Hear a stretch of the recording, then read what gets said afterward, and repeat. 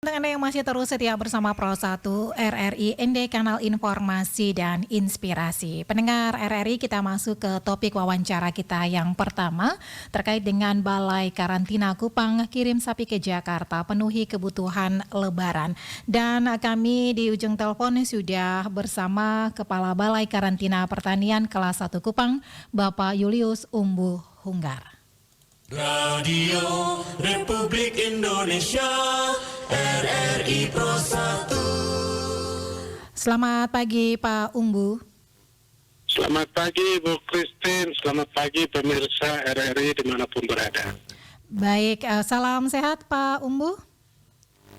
Salam sehat, selamat pagi untuk kita semua. Baik, Pak Umbu, ini berdasarkan informasi yang kami peroleh bahwa Balai Karantina Kupang ini kirim sapi ke Jakarta menjelang Ramadan untuk penuhi kebutuhan lebaran. Benar demikian ya Pak Umbu ya?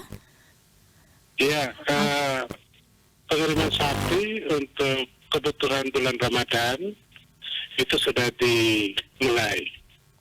Ada shipment pertama kemungkinan besar hari ini sudah tiba di Jakarta sebanyak 550. Rencananya ke depan akan menyusul shipment berikut. 550 sesuai kapasitas kapal tol laut. Oke, ini 550 ini sudah dikirim sejak kapan nih Pak? Sudah dikirim sejak tanggal 14 Maret lalu. Diperkirakan tiba hari ini di Jakarta atau semalam. Oke, ini 550 untuk penuhi permintaannya dari Jakarta. Apakah kenapa dari Jakarta ini memilih sapi dari NTT nih Pak? Pertama memilih sapi dari NTT karena memang stoknya mencukupi. Selain itu terjadi kontinuitas pengiriman, gitu. Karena memang populasi kita dari NTT cukup tinggi untuk saat ini. Terus yang berikutnya terkait dengan kesehatan, ada jaminan kesehatan untuk ternak potong kita dari NTT, karena kita merupakan satu-satunya provinsi yang populasi ternak potong tertinggi nasional yang masih dinyatakan bebas penyakit mulut dan kuku. Di samping itu juga kualitas karkasnya sapi dari NTT dikatakan cukup baik. Oke, baik. Nah, ini boleh dikatakan bahwa pengiriman untuk NTT ini perdana seperti itu ya Pak ya? Iya, betul. Ini kan untuk memenuhi kebutuhan awal bulan Ramadan untuk masyarakat Jabodetabek. Jadi nanti masuknya di Tanjung Priok. Di samping itu pun daerah-daerah lain selain Jabodetabek, kita juga lakukan pengiriman rutin.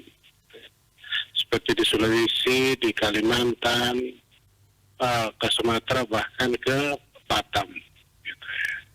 Oke, baik. Dan juga beberapa daerah. Nah, untuk proses pengiriman sapi ini, apakah juga dilakukan karantina seperti itu sebelum pengiriman, Pak? Iya, itu kita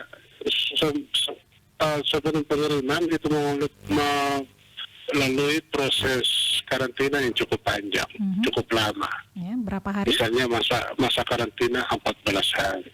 Selama 14 hari itu dilakukan pengamatan, diobservasi terkait dengan penyakitnya di instalasi karantina hewan.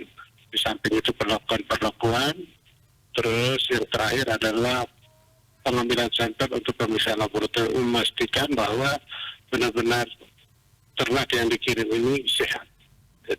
Oke, nah untuk proses pengiriman ini juga nih Pak Umbu, sampai di Jakarta ini kemudian seperti apa nih Pak? Di Jakarta pun nanti akan diterima oleh karantina Tanjung Priok untuk dilakukan tindakan karantina selanjutnya di Balai Besar Karantina Pertanian Tanjung Priok, Jakarta. Oke, dan ini boleh dikatakan juga bahwa sapi NTT ini masih zona hijau begitu ya Pak Umbu ya? Iya, Bu Christine. Oke, baik. Nah Pak Umbu, bagaimana kita mengetahui bahwa sapi itu sehat? Iya, pertama kita memastikan dulu bahwa NTT ini bebas penyakit mulut dan kuku. Itu kan melalui surveillance, mulai tes-tes laboratorium hingga ke pedesaan, bahwa sehingga saat ini NTT masih bebas penyakit mulut dan kuku. Tapi selanjutnya kita tetap melakukan deteksi dini, deteksi penyakit di dalam instalasi karantina hewan untuk keperluan lalu lintas hewan. Dari situ kita lihat klinisnya, fisiknya, apakah menunjukkan penyakit-penyakit hewan, terutama penyakit hewan yang berbahaya atau tidak.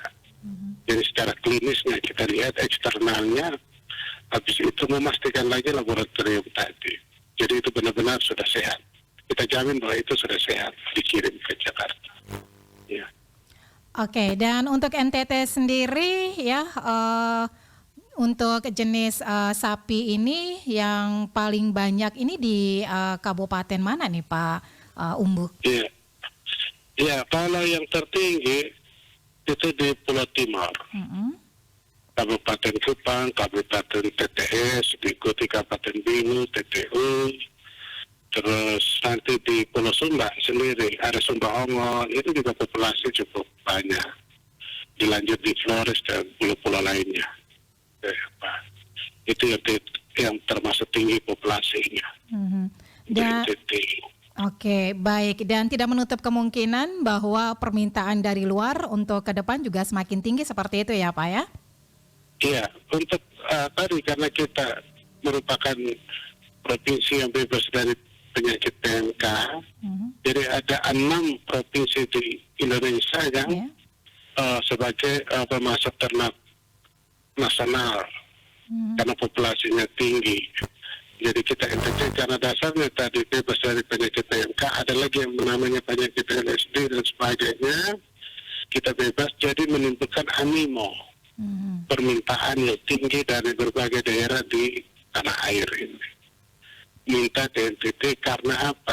Karena masing-masing daerah juga kan waspada, jangan sampai memasukkan ternak, tapi nanti malah memasukkan penyakit misalnya. Jadi NTT itu karena bebas, jadi akan mentinggi dan saya optimis akan tinggi terus permintaan dan selama ini juga sudah tinggi sejak bulan Mei 2022. Itu saya hitung sudah mencapai hampir 100.000 ekor itu 2022. Peningkatannya signifikan karena penyakit kita bebas penyakit mulut dan kuku. Dan pada tahun ini kita sudah memulai dari bulan Januari biasanya sepi, sudah meningkat drastis, sudah hampir mendekati 8.000 untuk per hari ini yang dikeluarkan. Jadi sangat tinggi, Bu Christine. Oke, ini luar biasa nih Pak Umbu ya. Dan juga ini secara tidak langsung apresiasi ya untuk peternak di NTT dan juga pelaku usaha yang terkait dengan usaha pengiriman ternak ya, seperti itu ya Pak. Iya. Jadi kita apresiasi juga kepada peternak. Jadi memang peternak ini kesempatan lah untuk memperbaiki manajemen budidaya. Baik. Supaya ada supaya kontinuitas pemasarannya. Oke, baik. Sejauh ini Anda melihat bagaimana budidaya yang dilakukan oleh para peternak NTT nih Pak? Nah ini perlu intervensi, teknologi, perlu intervensi pola budidaya yang lebih modern, karena yang dilakukan ini masih sifatnya tradisional. Mulai dari pakannya, sistem pengembalaannya, makanya saya katakan tadi perbaikan manajemen budidaya. Termasuk kita ngawinkan sapi, jangan sampai terjadi inbreeding ini kan yang membuat sapi itu kerdil, kurang berkembang baik, terus rentan terhadap penyakit. Nah, itu perlu kita terus mensosialisasikan ke masyarakat. Mulai dari reproduksi aspek kawin-mawinnya sampai ke pakannya, sampai ketersediaan airnya, begitu. Itu yang kalau lahannya memadai, untuk NTT memadai. Oke. Nah, itu yang perlu diperhatikan, Bu Christine. Oke, sejauh ini sudah dilakukan dengan baik ya oleh para peternak ya, sesuai dengan apa yang sudah disosialisasikan dari dinas terkait. Sudah, Bu Christine. Karena ini kan peternak ini kan merupakan tradisi masyarakat pedesaan kita dan ini turun temurun. Baik. Jadi mereka sudah paham betul yang terkait dengan budidaya yang benar. Baik, Pak Umbu, terima kasih banyak untuk waktunya pagi hari ini bersama Pro 1 RRI ND, dan kita berharap ke depan semakin banyak ya beberapa kota di Indonesia yang melirik NTT ya untuk bisa mengirim kembali ya sapi produksi dari NTT ini, Pak Umbu ya. Ya, itu yang kita harapkan, Bu Christine. Baik. Ya. Terima kasih Pak Umbu, selamat pagi, selamat kembali beraktivitas. Terima kasih Bu Christine, terima kasih untuk pemirsa RRI dimanapun berada. Selamat pagi. Radio Republik Indonesia, RRI Pro 1.